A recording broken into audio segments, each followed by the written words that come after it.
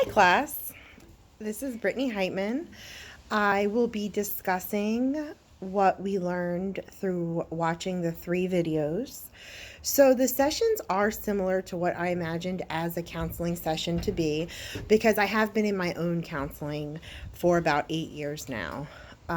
So I see my counselor on an as needed basis, and she uses a lot of the similar characteristics that they used. My counselor uses open-ended questions. She's attentive.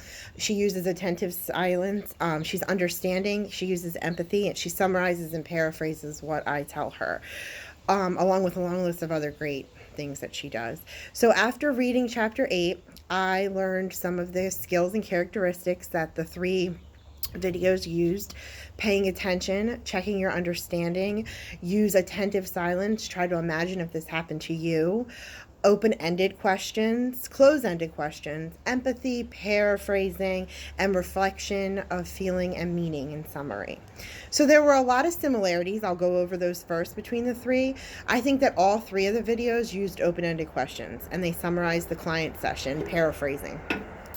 After reading chapter 8, I also think that all 3 were warm and supportive, empathetic, accepting, and understanding. They all genuinely cared what was going on with their clients. And all 3 of the counselors let the clients kind of lead the session. So they asked open-ended questions and then went from there. So in brainstorming, in the video brainstorming, they use reflection of feeling, reiterating what the patient is feeling, and open-ended questions regarding the spirituality of the client.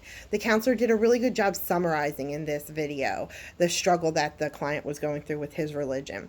In Homesick, open-ended questions, I feel like, were the best thing used.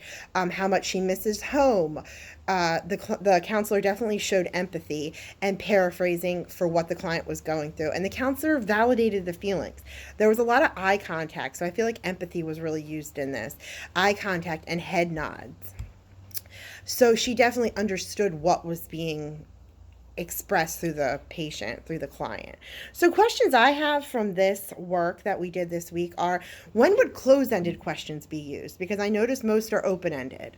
And then my other question is, how can you assure your clients feel empathized? Eye contact and nodding definitely made me feel it from that 3rd video. So I'm just kind of wondering, how would you use I know how you use open-ended, but how would you use closed-ended questions?